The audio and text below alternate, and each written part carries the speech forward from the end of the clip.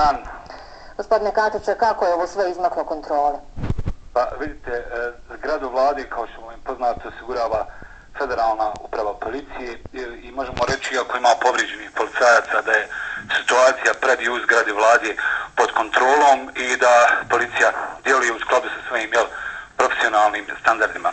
Ja bih ovom želio prilikom da apelujem na građane i u Sarajevu i u Bosni i Hercegovini, tako da kažem, da ne pribjegavaju nasilje, jer to na neki način šteti i njima samima, a i isto tako i drugim građanima.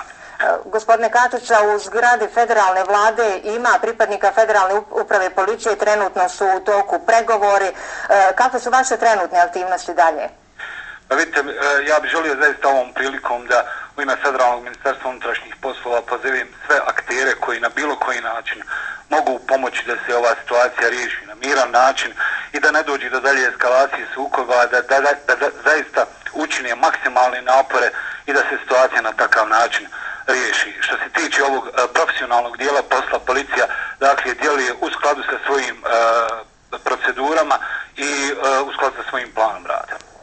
Rekli ste ima povrijeđenih policajaca, koliko je povrijeđenih policajaca, koliko je povrijeđeno vaših ljudi? Prema našim informacijama 15 policajaca je povrijeđeno, a zaista detaljnije informacije u vezi svega toga ima osoba koja je direktno na terenu zadužena za rukovođenje ovim poslovima, to je zamjenik direktora gospodin Samir Džebo. Gospodine Katića, hvala vam za ovo javljanje. Mi smo ranije u toku naših javljanja čuli gospodina Samira Džebu i on je također rekao da je 15 policajaca povrijeđeno. Možda još da kažemo da je u ranijem javljanju iz kliničkog centra rečeno da je 13 osoba hospitalizirano, od toga su 10 zadobili lakše povrede.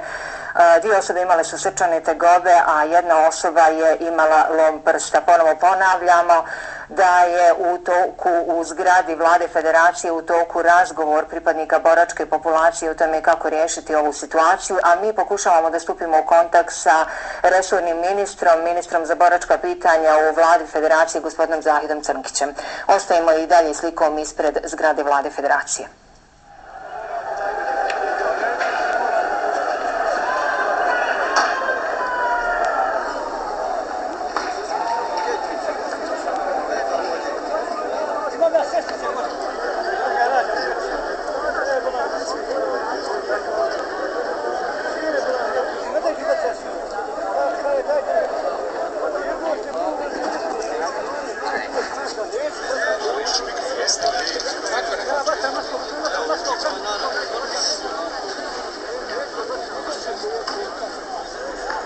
Poštovani gledalci, istina, nezvanično saznajemo da je na pomolu rješenje ove situacije. Navodno bi federalni premijer Mustafa Mujezinović uskoro trebalo da potpiše zahtjeve boračke populacije.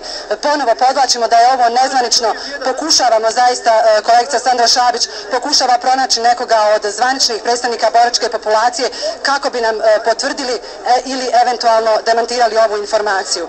Još jednom ponavljamo, nezvanično na pomolu je rješenje ove situacije.